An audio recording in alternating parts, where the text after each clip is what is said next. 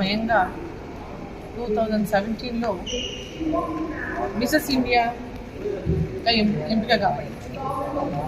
So after that రీసెంట్గా నాకు పరిచయం పర్సనల్గా.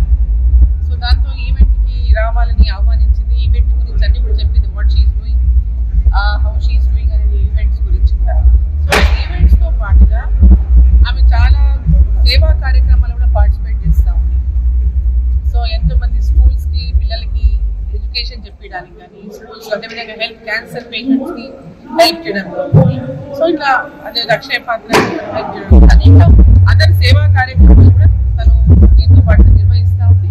సో ఈరోజు ఆరవ ఈ యొక్క Mrs India Telangana and Andhra Pradesh ఈవెంట్కి నన్ను ఇక్కడ ఆహ్వానించారు. నేను ఇక్కడ ఈవెంట్కి వచ్చి చాలా అంటే డిఫరెంట్గా అనిపించింది, మంచిగా అనిపించింది. ఎందుకంటే జనరల్గా మనం చూస్తాం ఈ miss India and miss Asia, miss world ఇవన్నీ మనం వింటుంటాము. దాంట్లో కూడా చాలామంది పార్టిసిపెంట్స్ ఉంటారు, మన దేశం నుంచి కూడా ఉంటారు, విదేశాల వాళ్ళు పార్టిసిపేట్ చేస్తుంటారు.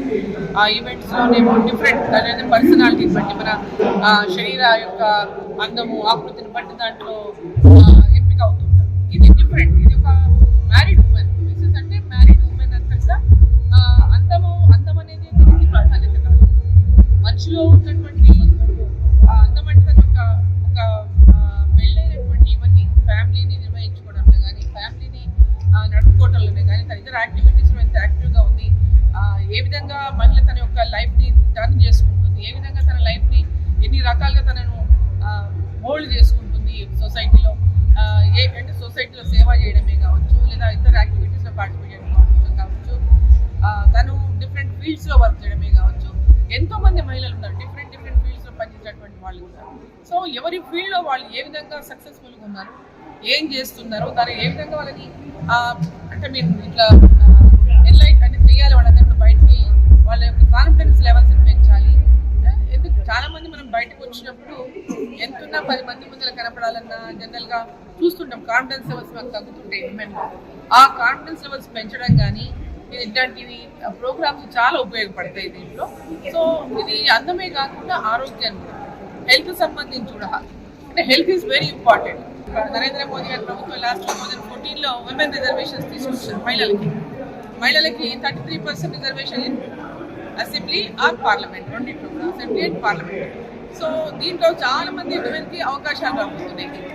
సో డిఫరెంట్ ఫీల్డ్లో సర్వీస్ చేస్తున్నటువంటి కానీ, సేవా కార్యక్రమాలు చేయాలన్నటువంటి కానీ, ప్రజల మధ్యలో ఉండాలని ఇంకేదో చేయాలని తపన ఉన్నటువంటి వాళ్ళకి ఒక మంచి అవకాశం. ఈ అవకాశాన్ని అందరూ విమెన్ ఎవరెవరికైతే పొలిటికల్, ఎందుకంటే చాలా మంది ఈరోజు రాజకీయాలు వెనక ఆ లేడీస్ వెనక ముందు ఆడుతూ ఉంటారు. సో ఇది ఒక మంచి అవకాశం. రిజర్వేషన్స్ వల్ల మహిళలు అక్కడ ఎదురుగా పోటీ చేసే వాళ్ళు ఉంటారు, మహిళలే పోటీ చేస్తారు కాబట్టి వాళ్ళకి ఒక మంచి అవకాశం ఉంటుంది ఈ రాబోయేటటువంటి ఎన్నికల్లో రాజకీయాల్లోకి రావడానికి.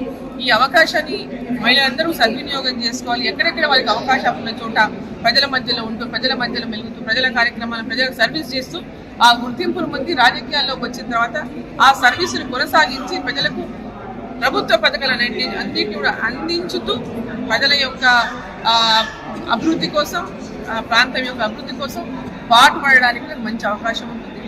సో ఇటువంటి ఈవెంట్స్ కూడా మరి దానికి ఎంతో దోహదపడతాయి.